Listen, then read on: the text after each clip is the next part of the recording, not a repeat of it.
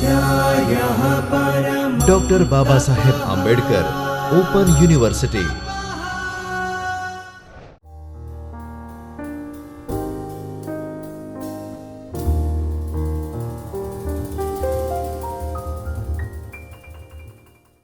નમસ્કાર વિદ્યાર્થી મિત્રો, હું ડૉક્ટર પરેશ ચૌહાણ ડૉક્ટર બાબા સાહેબ આંબેડકર યુનિવર્સિટીના ચૈતન્ય સ્ટુડિયોમાં આપ સૌનું સ્વાગત કરું છું.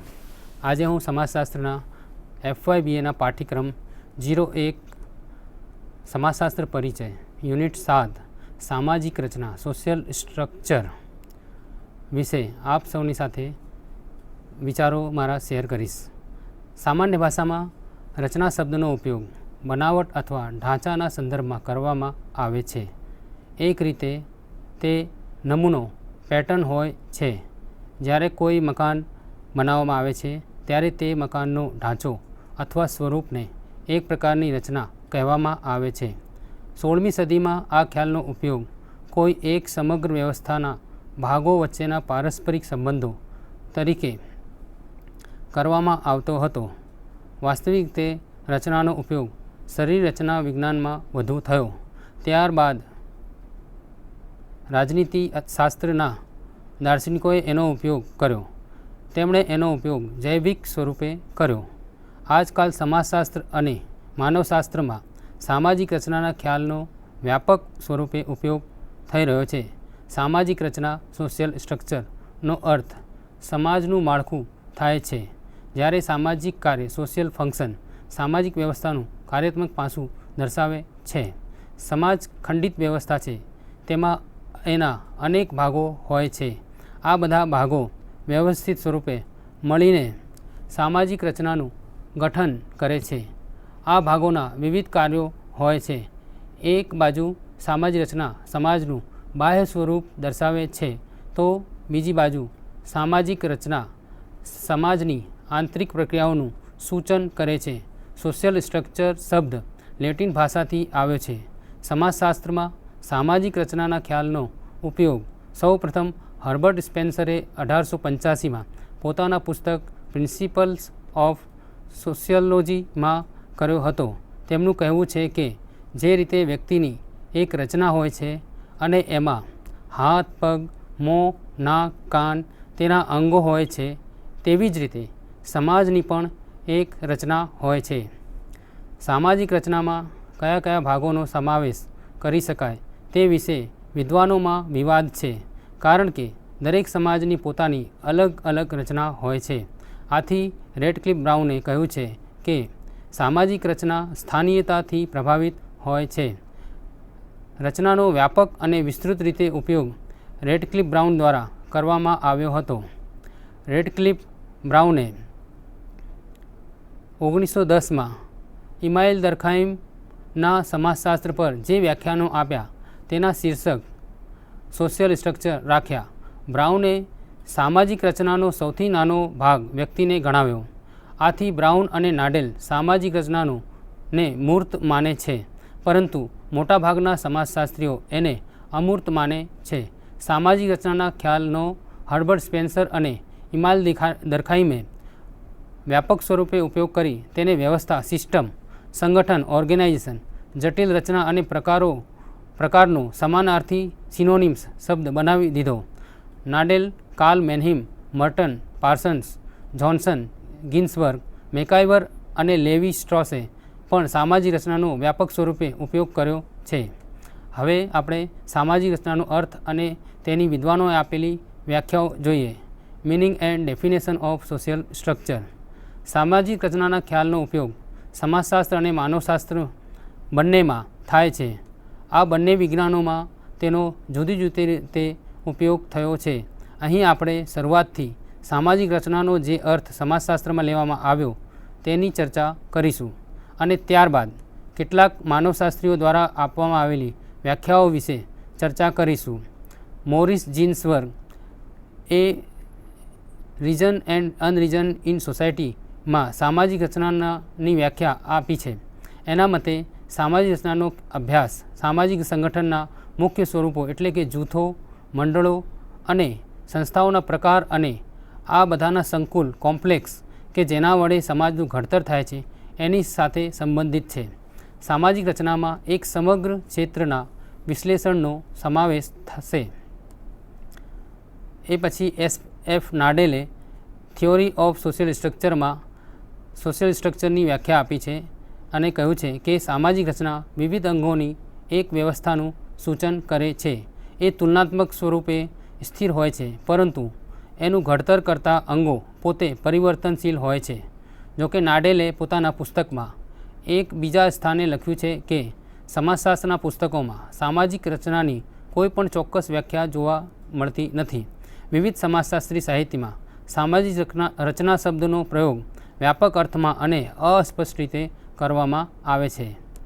હવે કાર્લ મેનહાઇમે પોતાના પુસ્તક આઇડિયોલોજી એન્ડ યુટોપિયામાં સામાજિક રચનાની વ્યાખ્યા વિશે લખ્યું છે કે સામાજિક રચના આંતરક્રિયાત્મક સામાજિક શક્તિઓનું જાળ છે, જેની દ્વારા નિરીક્ષણ અને ચિંતનની જુદી જુદી રીતો ઉદ્ભવે છે.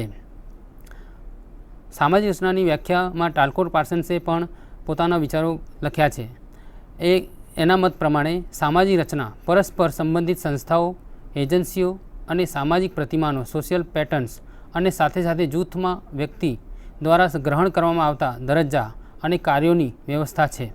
આમ પાર્સન્સ સામાજિક રચનાને એક ક્રમબદ્ધ વ્યવસ્થા સ્વરૂપે જુએ છે. સામાજિક રચનાના આ એકમો એકબીજા સાથે મળીને ક્રમબદ્ધ સ્વરૂપે સામાજિક રચનાનું ઘડતર કરે છે, નહીં કે એકબીજાથી અંતર રાખીને. મેકાઇવર અને પેજે પોતાના સોસાયટી નામના પુસ્તકમાં લખ્યું છે કે જૂથ ઘડતરની વિવિધ રીતો સમગ્ર સ્વરૂપો સામાજિક રચનાના જટિલ ઢાંચાનું ઘડતર કરે છે. સામાજિક રચનાના વિશ્લેષણમાં સામાજિક પ્રાણીઓની વિવિધ પ્રકારની મનોવૃત્તિઓ અને રુચિઓનું કાર્ય પ્રગટ થાય છે. આમ મેકાઇવર અને પેજ જૂથો બનવાની વિભિન્ન રીતોના સમગ્ર સ્વરૂપને જ સામાજિક રચના કહે છે. તેમના મતે સામાજિક રચના એક અમૂર્ત એબ્સ્ટ્રેક્ટ ખ્યાલ છે.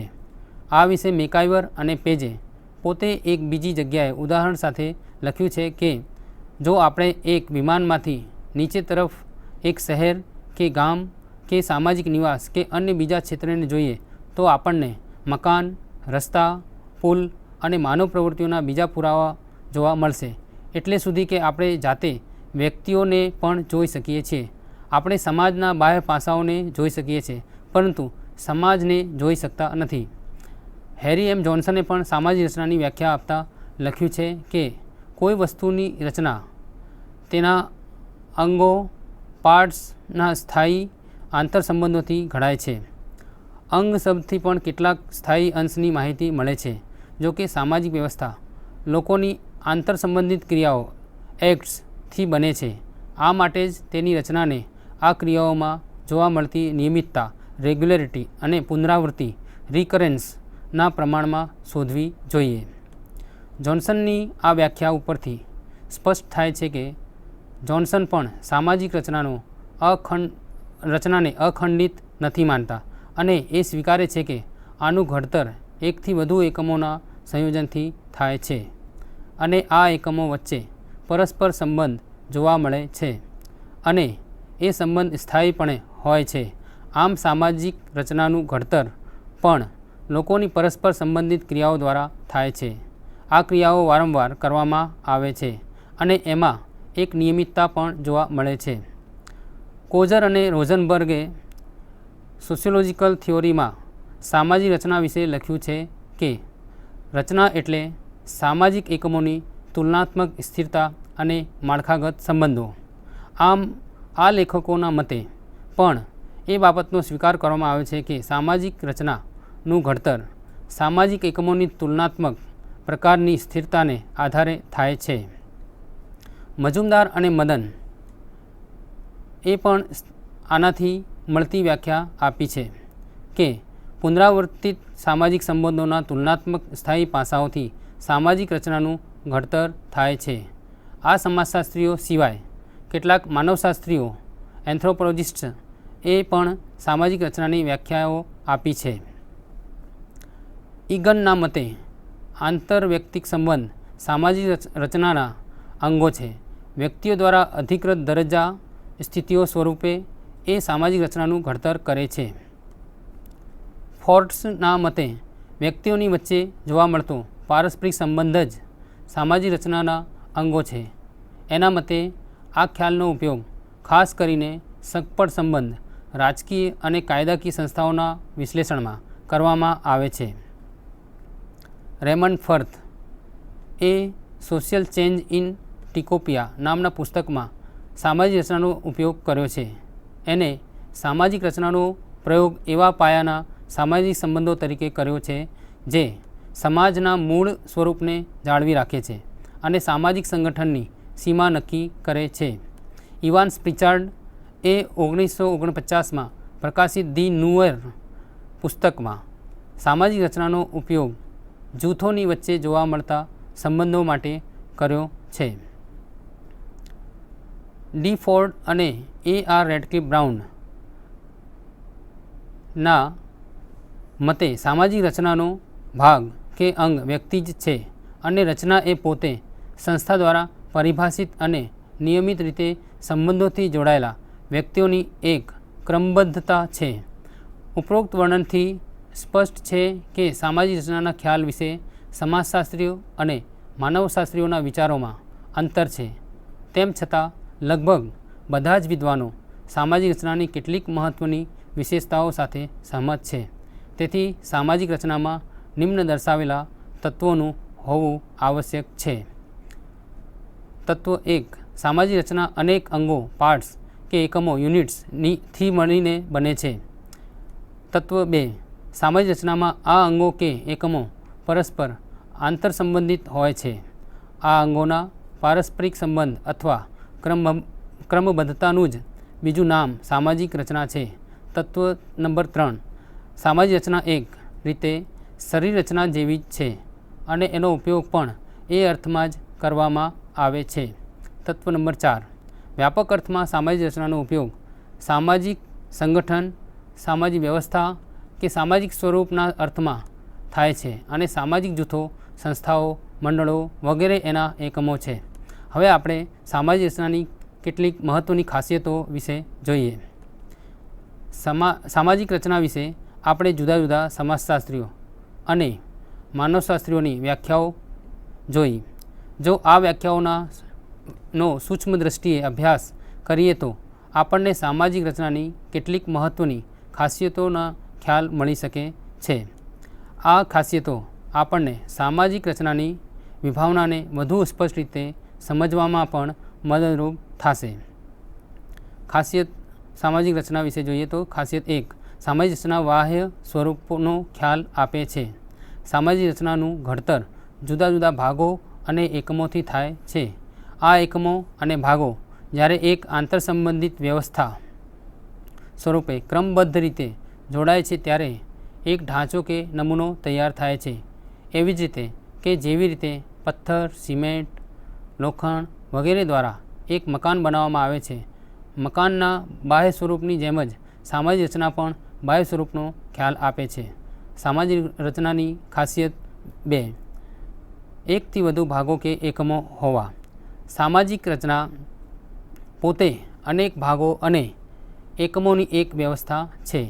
રચનાની સૌથી મહત્ત્વની ખાસિયત એ છે કે એનું ગઠન માત્ર કોઈ એક ભાગ કે એકમને આધારે થઈ શકતું નથી, પરંતુ એકથી વધુ અંગો કે એકમો જ્યારે સંયુક્ત સ્વરૂપે ભેગા થાય છે ત્યારે જ રચનાનું નિર્માણ શક્ય છે.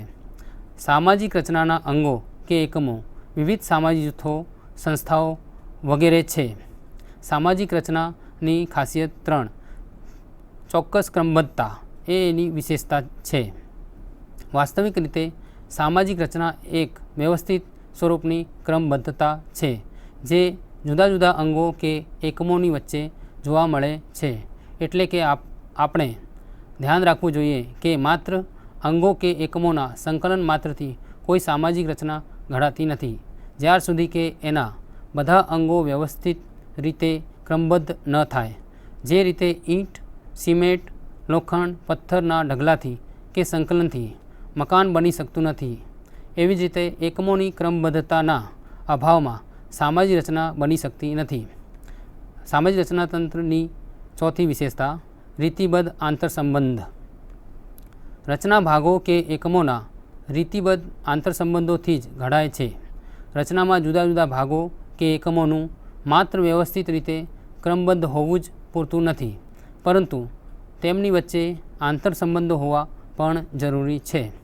ઉદાહરણ તરીકે જોઈએ તો ઘડિયાળનું ગઠન કરતા બધા એકમો વચ્ચે પરસ્પર આંતરસંબંધ હોય તો જ ઘડિયાળની રચના બને છે. સામાજિક રચનાની ખાસિયત નંબર 5 મોટાભાગે સ્થિર કે સ્થાયી ખ્યાલ છે. સામાજિક રચના મોટાભાગે એક સ્થિર અને સ્થાયી ખ્યાલ છે. જોન્સનના મતે સામાજિક રચનાનું ગઠન જે જૂથો અને પેટા જૂથો વડે થાય છે તે મોટાભાગે વધુ સ્થાયી હોય છે. જૂથો, મંડળો, કુટુંબ, મજૂર સંઘ વગેરે બધા મોટાભાગે સ્થાયી જૂથો છે. નાડેલના મતે સામાજિક રચના એ રીતે પણ સ્થિર અને સ્થાયી છે કે એમાં આપણે કોઈ વસ્તુના સમગ્ર ભાગોના પારસ્પરિક સંબંધોનો અભ્યાસ કરીએ છીએ કે જેઓ સામાન્ય રીતે સ્થિર અને સ્થાયી હોય છે. સામાજિક રચનાની ખાસિયત નંબર 6 સામાજિક રચનાનું સ્વરૂપ અમૂર્ત હોય છે. તો જોઈએ સામાજિક રચનાની એક બીજી ખાસિયત તેનું અમૂર્ત સ્વરૂપ છે. મેકાઈવર અને પેજ અને ટાલકોટ પાર્સન્સ બંનેએ સામાજિક રચનાની આ ખાસિયત તરફ આપણું ધ્યાન દોર્યું છે. એમનું માનવું છે કે સામાજિક રચનાનું ગઠન કરતા એકમો કે ભાગ, સંસ્થાઓ, એજન્સીઓ વગેરે બધી અમૂર્ત છે. આ એકમોનું ભૌતિક વસ્તુઓની જેમ કોઈ મૂર્ત કોન્ક્રીટ સ્વરૂપ કે આકાર નથી. સામાજિક રચનાની ખાસિયત નંબર 7 પેટા રચનાઓની હાજરી. સામાજિક રચના એક ખંડિત વ્યવસ્થા છે. એનું ગઠન અસંખ્ય પેટા રચનાઓ સબ સ્ટ્રક્ચર્સના જોડાણથી થાય છે. સામાજિક રચનાઓની પેટા રચનાઓમાં કુટુંબ, જ્ઞાતિ, વર્ગ, શિક્ષણ સંસ્થાઓ, ધાર્મિક સંસ્થાઓ, આર્થિક સંસ્થાઓ વગેરે મુખ્ય છે, જેમની પોતાની એક રચના હોય છે. આવી રીતે આ અનેક પેટા રચનાઓ ભેગી મળીને એક સામાજિક રચનાનું નિર્માણ કરે છે. સામાજિક રચનાની ખાસિયત નંબર 8 સ્થાનિક વિશેષતાઓથી પ્રભાવિત. પ્રત્યેક સમાજની પોતાની સામાજિક રચના હોય છે જે ખાસ કરીને તે સમાજની સ્થાનિક વિશેષતાઓથી પ્રભાવિત હોય છે. દરેક સમાજની પોતાની ભૌગોલિક, આર્થિક, સાંસ્કૃતિક અને રાજકીય વિશેષતાઓ હોય છે. આથી જ એક સમાજની સામાજિક રચના બીજા સમાજની સામાજિક રચનાથી ભિન્ન હોય છે. રેડક્લિફ બ્રાઉને લખ્યું છે કે સામાજિક રચનાની વિભાવનામાં સ્થાનિક વિશેષતાઓનું મહત્ત્વનું સ્થાન હોય છે. સામાજિક રચનાની ખાસિયત નંબર 9 વિઘટનની સંભાવના. સામાજિક રચનામાં ઘણીવાર વિઘટનના તત્વો પણ જોવા મળે છે.